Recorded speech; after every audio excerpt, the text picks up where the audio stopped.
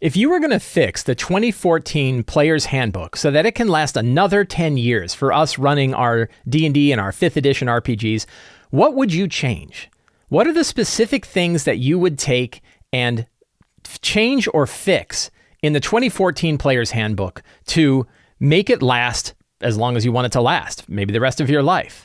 We already know that the 2014 Players Handbook is a really, really good book, that this version of D&D has had very long legs. It's lasted a long time. It's had more people playing it than any other previous version of D&D. And yet we're still on the cusp of watching a bunch of different companies, including Wizards of the Coast, put out new versions of the game. So we have Tales of the Valiant, we have C7D20, we have Level Up Advanced 5e, and we have the 2024 D&D books that Wizards of the Coast is putting out. But we also have this 2014 book. There are tens of millions of copies of the D&D Players Handbook out there. While I'm talking about it, the Players Handbook has gone on sale on Amazon again, now for $26. But there have been times throughout its history where it's been available for as little as $19 and has remained in the best-selling books on Amazon for many years. It is by far tremendously valuable. It is by far a tremendously popular book, and many millions of copies of it have been sold.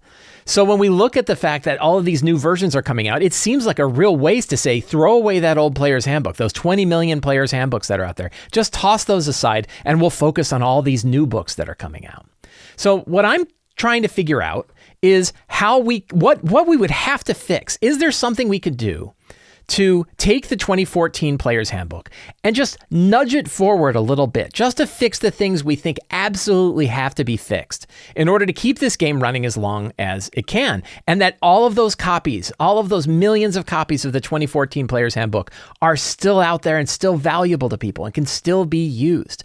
So that's a topic I wanted to talk about today. I'm going to show you some of the things that I've been thinking about with this, and including changing my entire perspective of the kinds of things that I wanted to do to fix the book. Before I even show you the things that I've been considering, I think it would be a really good exercise for you to sit down and look at the Players Handbook, the 2014 Players Handbook, and ask yourself this question. What elements of the 2014 Players Handbook exist that are disruptive to the game, that hurt the game, that make the game that you have when you're sitting there with your friends at your table, that make it not work as smoothly as you would want it to work? That's the question that I've been bringing up to myself. It's not a matter of saying things like, well, one class is out of balance with another class, or one class is overpowered or another class is underpowered. There are certain parts of it that definitely are overtuned or undertuned. True Strike. It's an easy one to pick on because it's like, oh, you have to use an entire action in order to get advantage on your next attack, but there's so many other ways to get advantage on your next attack that it's really not beneficial. How come it isn't just a bonus action or something like that? So it's an example of something that's underpowered. Something that's overpowered is Fireball. Fireball is well known to be overpowered for its spell. You suddenly go from being able to do like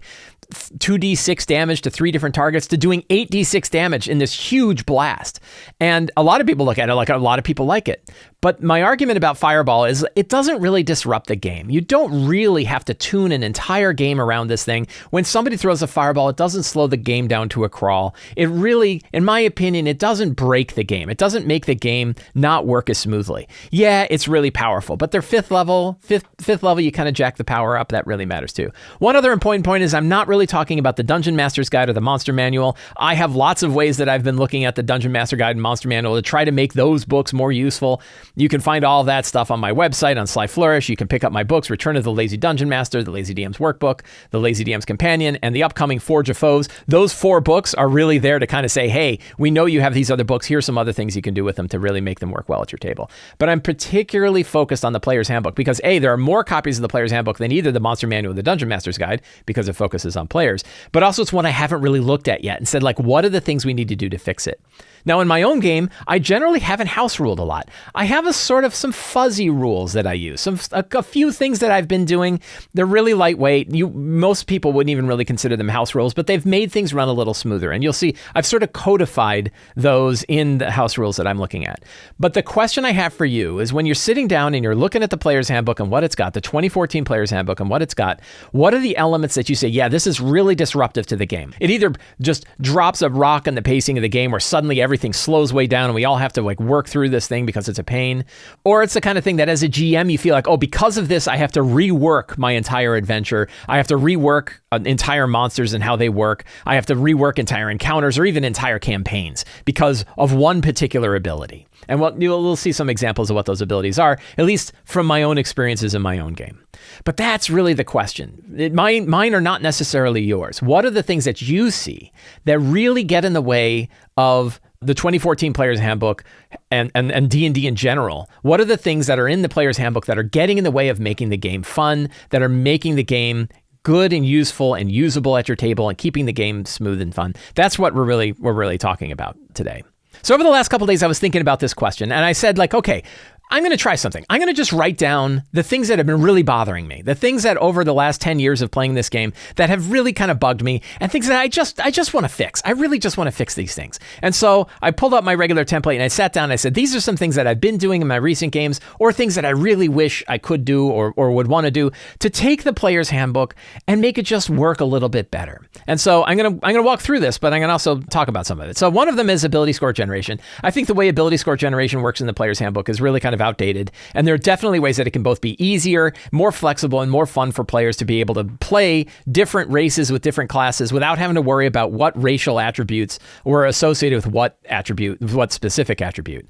So I came up with this, very simple line, and it's kind of like basically what Tasha's does, that when you choose a race, the racial ability bonuses can be applied to any score with a maximum of +2 in any single ability.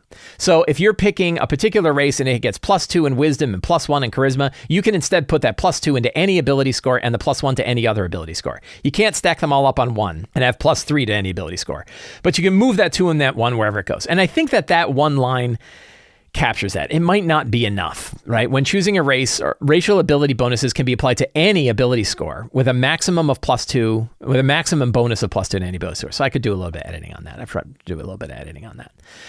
Then I also have the other one, which I've talked about, which is alternatively, for faster character creation, each character can use one of the following 2 ability standard arrays. And these ability arrays include ability bonuses already included. So you don't get a racial ability bonus. Instead, you just pick one of these arrays: 16, 14, 14, 12, 12, 8, or 16, 14, 14, 12, 10, 10.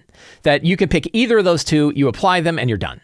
You don't have to do any calculations. You don't have to do point by. You just use those ability scores and they're set. So I like that one. I've been doing that in my games for a couple of years. It works really well. And for new players, the standard arrays work really well. Where it doesn't work well is like in D&D Beyond, you have to figure out how to put it in, but that's a big problem. So class and subclass changes. These are a couple of my ideas. 1, paladins can only divine smite once per turn. That's to stop paladins from going up and just nuking a creature over and over again. And the question is that really disruptive? And you're like, it's kind of disruptive because like they're not burning their divine smites because they want to hang on to them till they get to that boss so they can just pour every single point of damage into the boss. That was one. The other one is the Monk's Stunning Strike ability can only be used once per turn. So you can't go up and just spam stunning strikes against a monster, right? That's one where it was controversial. Boy, I got a lot of pushback on this stuff. So if you read these, you're like, these are terrible. Before you start writing me on YouTube or sending me an email, let me finish talking about it because I've changed my mind on a lot of these. But I wanted to show you what my thought process was originally. So don't yell at me yet.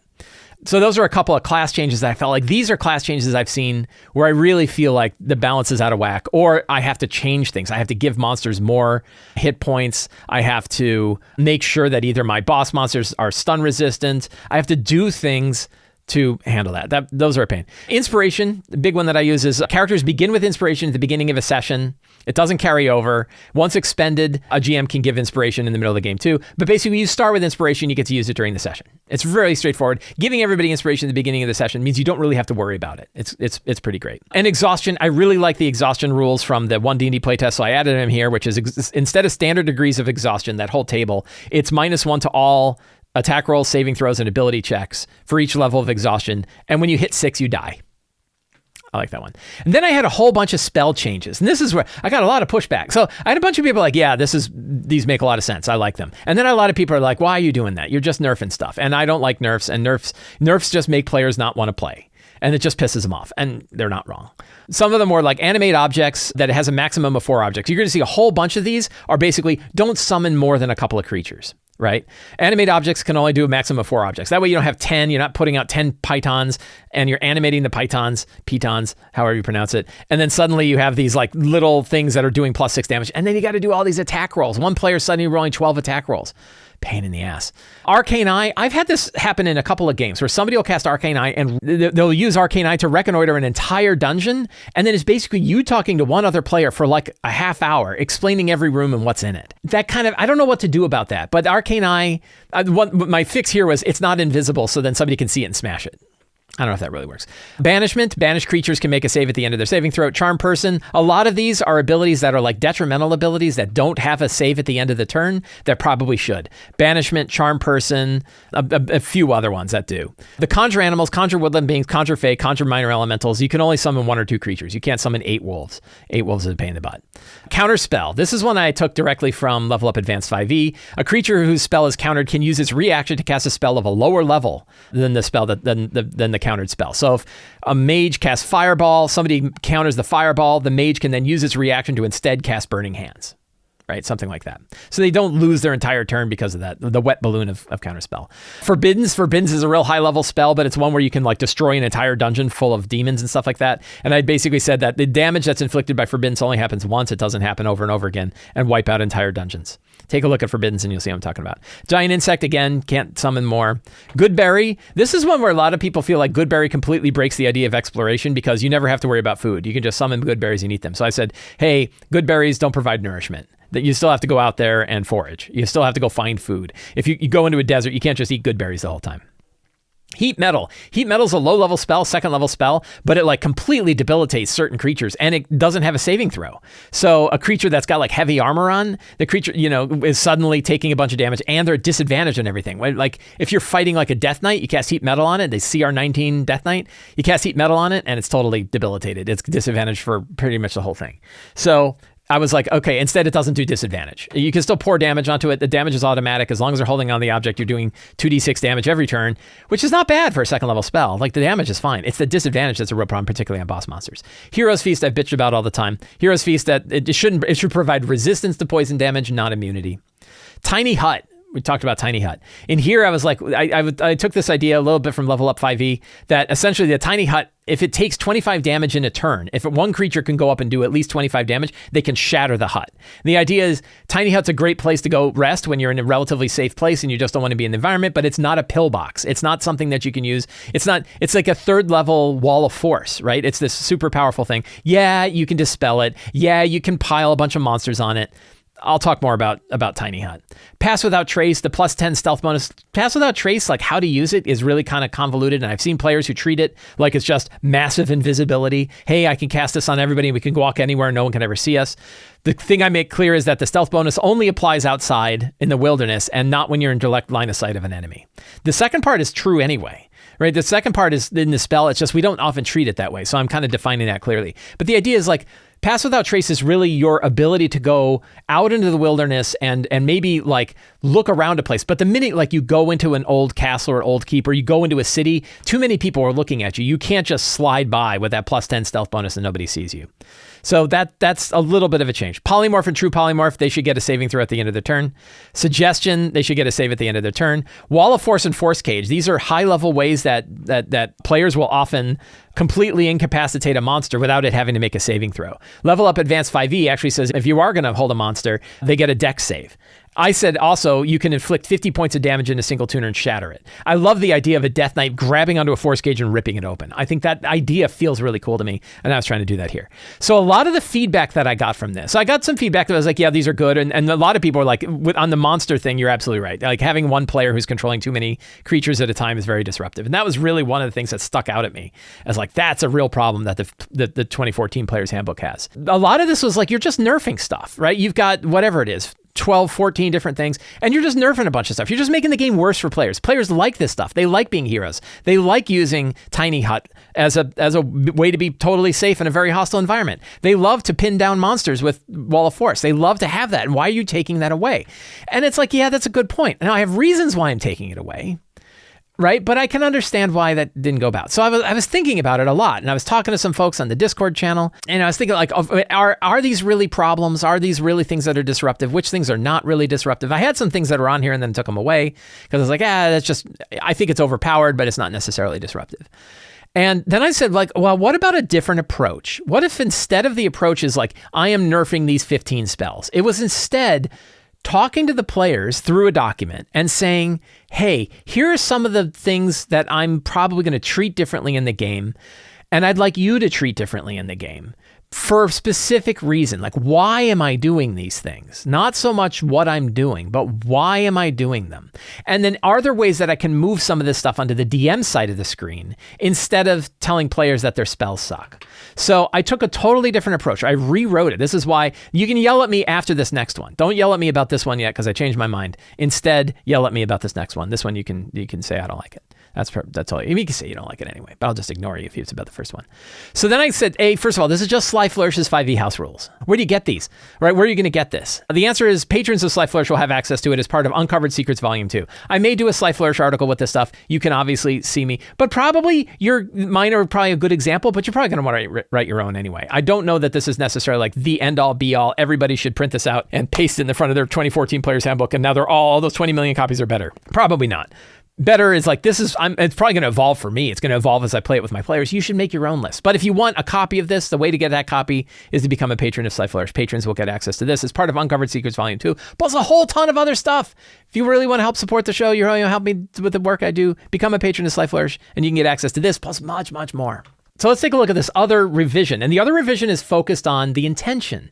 Why am I putting these things in place? And how do I have a conversation with the players to say, hey, if we do these things, they're going to be less disruptive to the game. So I have like a different kind of introduction that the intent of the guidelines is to keep the game fast and fun, where the characters get to be heroes in the spotlight and the GM doesn't have to rewrite adventures around particularly disruptive abilities. Ability score generation handled pretty much the same way I talked about before. Inspiration handled the same way I talked about before. Exhaustion handled the same way I talked about before. But then I have this boss monster consideration, and many of the nerfs that I was doing to spells are because of bosses. They're because of big named NPCs, the big important creatures.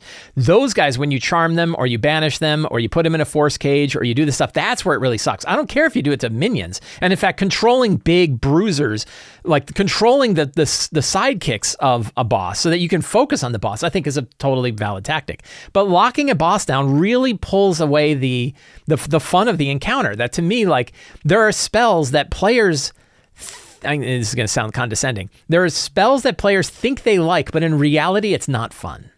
And a lot of times the example is if you're fighting the Death Knight for the first time, it's your first chance to face a Death Knight and really see what that thing has, and you stick it in a force cage, that's lame, right? If you see a huge creature come up and you cast Banish and the huge creature disappears for the rest of the thing, and then maybe you all arrange yourself so that when it comes back, you can beat the crap out of it.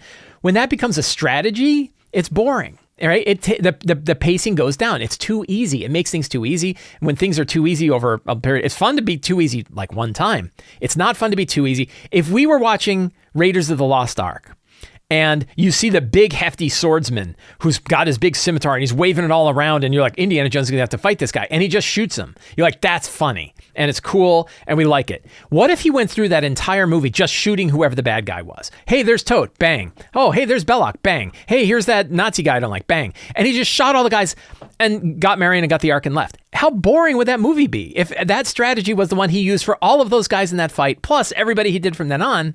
That's what casting Banish is like. Banish, banish. Boring. This is where I say, like, boss monster considerations.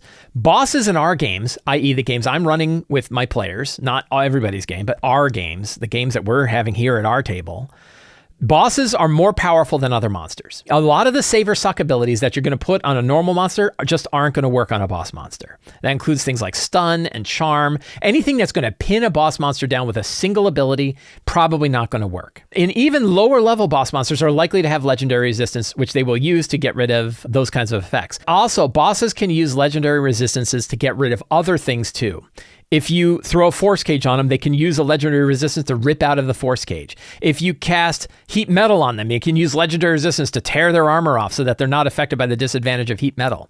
That they can use that legendary resistance to get through things. Some really powerful monster like a dragon's breath weapon can pierce through immunities. You're not going to charm them. You're not going to stun them. You know, any of the crowd control abilities that you would typically use to try to control the boss completely, they're just not going to work on this boss. Use them on other stuff. There will be plenty of monsters for you to crowd control, but the named boss, probably it's not going to work. So that was the first one. A whole slew of spells are just handled now, right? A whole bunch of all those abilities, and you tell the player up front, don't expect charm monster to work on a boss. Don't expect dominate monster or hold person or these other spells to work on a boss. It's just not going to do.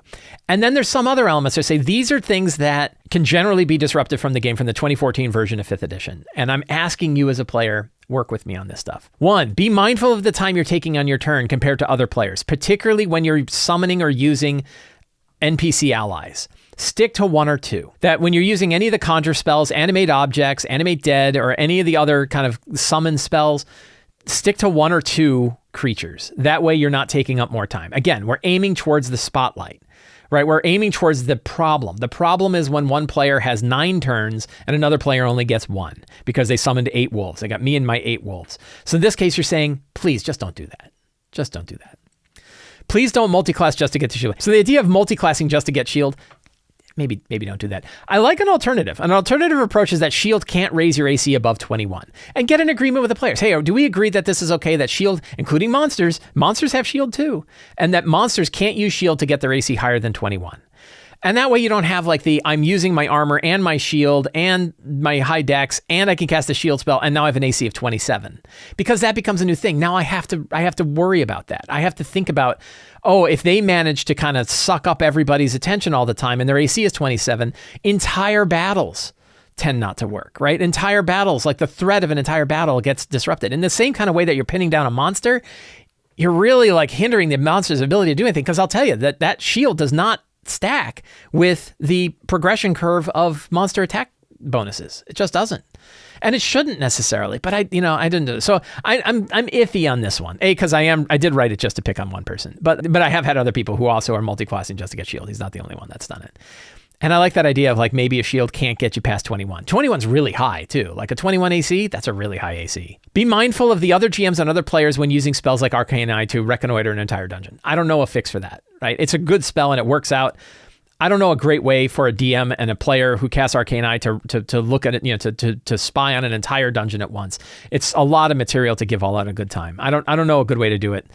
I'm saying be mindful of doing that. Let's avoid the counterspell arms race. One thing we could all agree on maybe as a player, you don't do it, I don't do it. I won't have monsters that are counterspelling your big spells. Likewise, I ask that you don't try to counterspell the monster's big spells.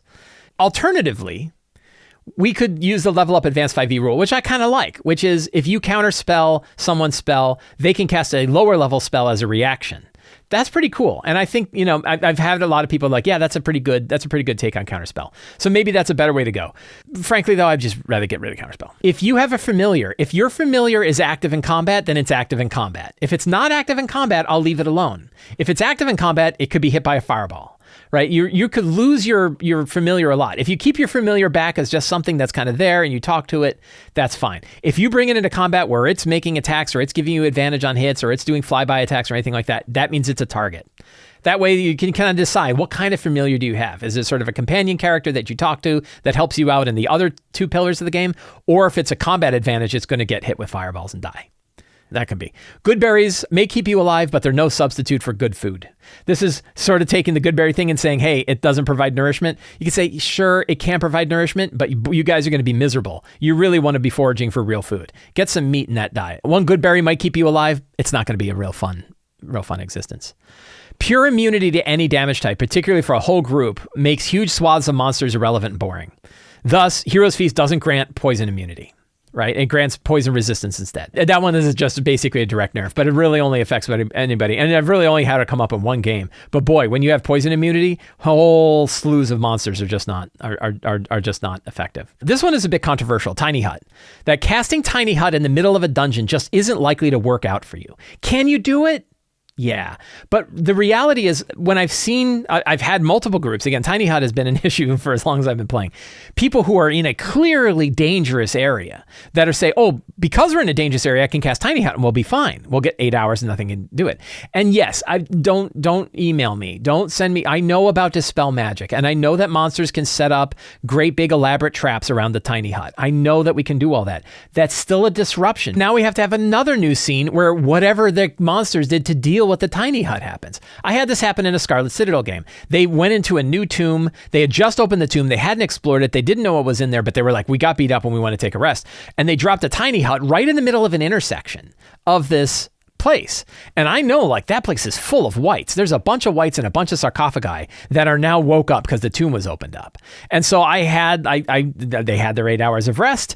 And then I had like a black mist that flowed in during the night, and they could see eyes on the other side. So they knew there was something out there, but they didn't know what. And then wights knew they were there because they saw this great big tiny hut sitting in their hallway. Then the tiny hut drops down and they got attacked by 6 wights, and they were like level 4 or 5, and it hurt them bad. And they fought and they managed to defeat the wights, and they killed them. And they're like, well, now I need another long rest. Well, so we had like an extra hour and a half of the game that was taken up with just dealing with the tiny hut. Now, sure, they were going to deal with those wights eventually anyway, but I had to like shift everything and move everything around in order to deal with the fact that this tiny hut was there. That probably wasn't ideal. It was probably fun, right? But it probably wasn't ideal. I've said this to the players since, and it kind of makes sense because it's not a nerf. I'm not saying Tiny Hut doesn't work, but what I'm saying is if you set up Tiny Hut in the middle of a dangerous dungeon, it's not likely to work out for you. Instead, consider setting up Tiny Hut in an area where it's relatively safe. Yes, it could be a dungeon. You could say, hey, we've got this room. We've cleared this area out. We can barricade the door. No one knows we're here. We're setting up a Tiny Hut. You could do that. And that's not really that much different than you saying this room looks like a safe place to rest. Essentially what you're doing as a DM is saying, I'm going to tell you when there are places that are safe for you to rest. This also controls the whole like how many rests you get in a day and how many rests can you have in a dungeon. I think if you hand that over to players who have Tiny Hut, then they're going to rest all the time, because why wouldn't you? It takes no time at all. It takes one spell and you get the spell back because you just took a long rest. Why wouldn't you rest all the time and always be full on everything? But that's not great either. So instead what you want to say is like there are safe places to rest and there are places that aren't safe to rest. And I'm going to tell you where they are. I think that that's better than trying to nerf Tiny Hut with like monsters can shatter it and stuff like that. The last one is Pass Without Trace. Pass Without Trace is a weird spell because like it feels like group invisibility. It feels like you give everybody a +10 check on their stealth, which is crazy high. And like, trust me, it's already dumb. Like it's a dumb spell. +10 is stupid, but whatever. And you could just nerf it and say it gives you advantage on stealth checks. Oh, perfect fix. And maybe that's a better fix. Hey, Pass Without Trace provides advantage on stealth checks instead of a +10 bonus. But another way to treat it is instead to just like Tiny Hut. Hey, it ain't going to work indoors. It's not going to work inside of a big city. It works well in the wilderness. That's where it's intended to be used. And it doesn't work if creatures have line of sight, which is true anyway. That's true of stealth, period. We're just noting that fact. When people say, I'm going to cast Pass Without Trace, what I immediately tell them is, that's fine. You know that it'll work well outdoors when you're not in line of sight. It's probably not going to work well inside. I just say that to them. And they're like, oh, okay. And it immediately takes the idea down, because a lot of them, a lot of people feel like it's group invisibility, and you want to make sure, no, it's not group invisibility. So in this case, I'm just defining the rule in the same way I define dark vision. I will often mention, hey, you go into a cave and it's completely dark. And they say, no problem, we have dark vision. I say, that's true. With dark vision, you will still have disadvantage on perception checks and a -5 on your passive perception. And they're like, oh, maybe we should light a torch, right? So just describing the rule, because that's the rule for dark vision, and that's how it works. In complete darkness is low light, you have disadvantage on perception checks. So just by saying how it works changes the behavior of the players. And that works. And that might be better than nerfing it directly. If you don't like these, I want to hear about it. And if you have other things, other areas of that you feel like 5th edition is really, like rules that are in the Player's Handbook in particular are really disruptive to the game. They make the game not run well. I'm curious to hear what those are. And maybe there are ways to kind of handle that. And I'm always looking for like the 1-sentence or 2-sentence fix. I'm looking for simple fixes, not grand fixes. Because guess what? There's an entire development team in Washington that is focused on the grand fixes that are there, whether they fix it or not, that are going to be out there in the 2024 book. If we need a new book, we have new books. I'm looking at trying to fix the 20 million books that are already out there and trying to help you fix your book. You know, that for each of, I think the answer is there isn't a fix for the 2014 D&D book. The fix is for you to be able to look at it and say, these are the things that are disruptive, and these are the things that we're going to change, and we're going to talk about with our players to make the game run smoother. I hope you enjoyed this video. If you did, and you want to get a copy of these house rules or even the template that I used for them, you can become a patron of Sly Flourish. Patrons get access to a whole bunch of exclusive material, but most of all, they help me put on shows like this. You can also pick up my books, Return of the Lazy Dungeon Master, The Lazy DM's Workbook, or The Lazy DM's Companion at my bookstore. Links for that are in the show notes below. Those books really focus on like how to run D&D games and what are the tools that you need at the table to run games smoothly. The companion is filled with stuff that I consider to be fixes for the DM side of the coin. So if you want to know what are the things that I can do to help the game run smoother as a DM, those are the books to help you out. Thank you all very much. Have a great day, and get out there and play some D&D.